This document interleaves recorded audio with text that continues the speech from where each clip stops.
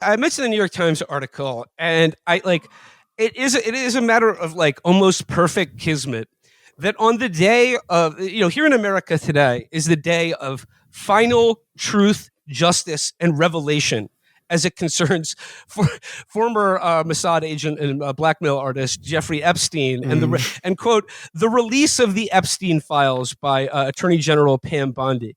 Now, as best I can tell, the release of the Epstein files includes a Xerox dossier of information that's already been publicly available for several years and news articles that they've just copied and given to libs of TikTok and Mike Cernovich. Yeah. I bring this up because the fact that like Peter Mandelson, the new UK ambassador to the United States, was in the Oval Office on the day that they're supposedly shining a light on all of the Epstein's associates and the truth about that case is and quite was funny. there anyone closer to Epstein other than Ghislaine, than Peter Mandelson, as far as I can He had tell? a pet name for him, didn't he? Yeah, Jeffy and Petey, they called each other. They went on holiday together. You know, he stayed at his house after he'd been convicted while he was like the deputy prime minister, effectively. And no one gives a shit about this at all in this country. Is utterly maddening. The fact that he can just become the British ambassador to the US, and the only scrutiny he got in the press was that people thought he was too kind to China, which doesn't seem like it interferes so much with that role. Yeah, I thought, like, I was shocked when they announced it until I think you pointed out to me that, like, this may be like a former open secret and like common knowledge among a lot of people who follow this stuff in the West, but that the UK press really barely ever touches it. Yeah, they've only asked Starmer about it once. He gives this insane answer that he doesn't say anything in it. I think he says about 50 times. He says he doesn't know any more than we do, which would. Well, I mean, oh, great! what Yeah, we great. know Let's is just make him ambassador. Wasn't he was it the Independent or I can't remember, or the Telegraph? He was interviewed by Peter Mandelson and he was saying he was the asked Financial about Times. Financial Times, and he basically said, "Drop it, fuck off, stop talking about this." Yeah, the day he started that job, they interviewed him in the Financial Times, and pretty much immediately in that article, they asked him about the JP Morgan report and his relationship with Jeffrey Epstein. He says, "I regret ever meeting him or being introduced to him by his partner Ghislaine Maxwell. I regret even more the hurt he caused to many young women. I'm not going to go into this. It's a Financial Times obsession, and frankly, you can all fuck off, okay?" I like when he says, "I regret even meeting him," and then meeting him again and again and again, and having sleepovers at his house. Virginia Giuffre met him at one of these parties. Has said as much. He wasn't. You bring up Virginia Giuffre, which is why, like, the absolutely like hocus pocus stagecraft of the release of these supposed Epstein files being handed directly to Mike Cernovich, the guy who slandered Virginia by releasing court documents given to him by Alan Dershowitz, as Epstein's fucking attorney and probably client. It's just to muddy the waters, I think. What do these people want from an Epstein list? You have the names, they're already there. There is no just definitive catalogue of people that were trafficked to.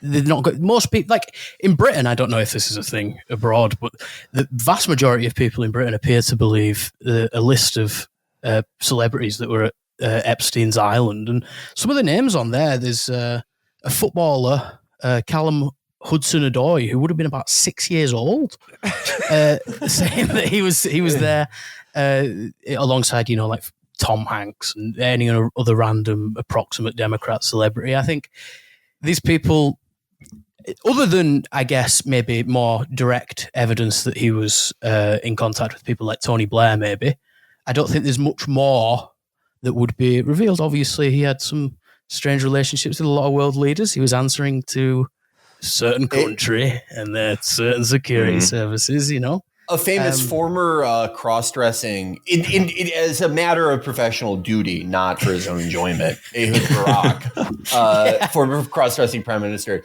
made several visits. I mean, like in 2018, this course that this thing went on was sadly predictable, right? And I don't think it was like any type of like genius foresight that this would get filtered through the American and then later Western lens of media consumption. And it would just turn into this thing where you just I mean, the concept of the client list is the perfect example of this. We know basically most of the most important people that were associated with him. We have confirmed including the records. UK ambassador. Yeah, confirmed that the former Trump labor secretary, who was the U.S. attorney at the time, said, "Oh, I was told he was above my pay grade because he belongs to fucking intelligence."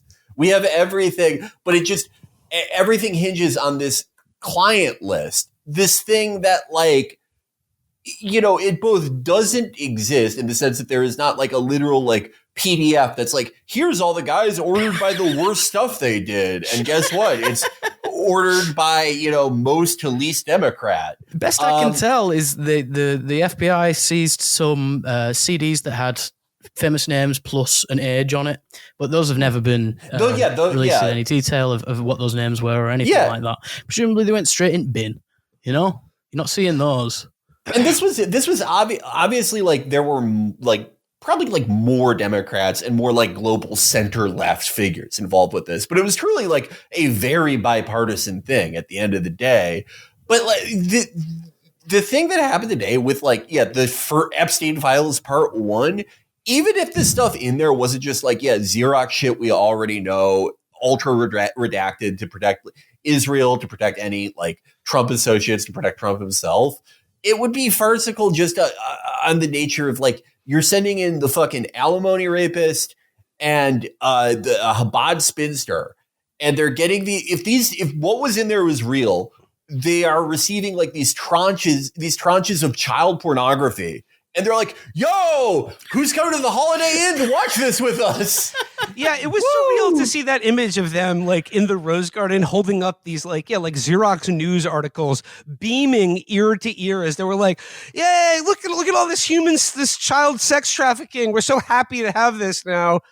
Surely there'll be some sort of these revelations will further bring down all the powerful evil people who are coincidentally our political enemies. I mean, it's a trite point. What a coincidence! It turns out all the accusations against Alan Dershowitz were completely false. Amazing! It really is incredible that the Democrats just continually they have to be associated with the Clintons or whoever else, and they are just unable to touch it. You know, there was Michael Wolff released that audio during the election of Epstein saying, "Oh, Donald Trump's my best friend, and I'm a pedophile with him." And they didn't do it because you've got Bill Clinton out campaigning, and there's sort of an understanding there, I think, almost. Whenever like things like this, like these promised revelations, and I feel the same way every time, whether it's like they're gonna release the JFK files, they're gonna release the Area 51 files. So like the idea that like the same government that like killed the president and is currently like breeding alien greys with like human women and children or whatever, they're like, well, yeah, we kept extensive records on all of this, and we'd be happy to share them with you when a certain amount of time has passed. I mean, it's always going to function as a sort of like limited hangout type of thing, where it's like you can use like to sort of occupy both sides, or it's like you're on the Democratic side or Republican psycho side. You can just sort of like, there's no real information. There's nothing that like anything that was actually like anything that could be used against them is like Hayop said, is thrown in the fucking bin. It's gone. But you have names and numbers. And so the like again, like Cernovich or any of these guys can throw that out and say, look at the Democratic sickos, or then the other side they can go, here, look at the Trump sickos. And it's like, yeah, they're all connected, they're all like fucking children, but it's never enough to actually nail the other side. It's just another manifestation, I guess, of a sort of maybe a culture war thing, or it never goes anywhere. It's just got a completely different box. life of its own. It's like the P. Diddy stuff, you know. I seen a post the other day, Post Malone meeting some kid with cancer, and the comments are just like, oh, getting ahead of the Diddy tapes. Just every single thing has to be related to this. It's absurd. It bears no reality whatsoever to what is going on. People have this sort of folk horror idea of what. Yeah, they get to build up their own sort of idea of what was actually going on without ever having any real evidence for it. Yeah, it's like a build your own adventure type shit. Yeah, very much so.